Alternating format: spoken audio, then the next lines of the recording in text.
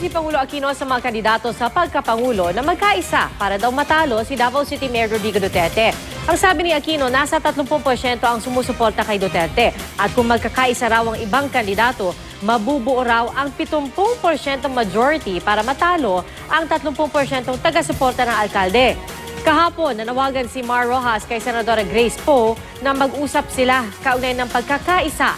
Sagot ng senadora, hindi raw siya aatras at wala nang dapat pag-usapan. Sinabi naman ngayon ni Rojas na nakataya sa kanilang pag-uusapan ang demokrasya, ekonomiya, trabaho at kapakanan ng bansa. Nalulungkot daw siyang hindi sila nakapag-usap ni Poe at nilinaw din niyang kaya niya isinapubliko ang panawagan kay Poe ay para sa kapakanan ng kanilang mga taga-suporta. Ang sabi naman ni Poe kanina umaga, naghihintay pa raw siya ng tawag o text message mula kay Rojas.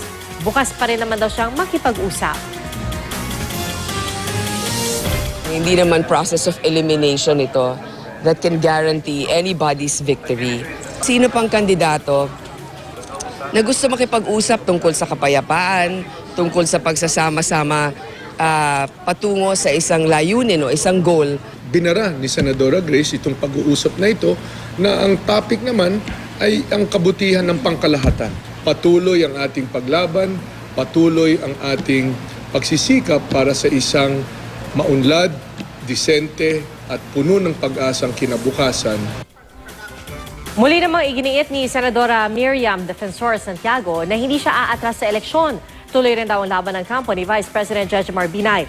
Dapat daw igalang ang hatol ng taong bayan at tumanggi namang magkomento ang kampo ni Duterte.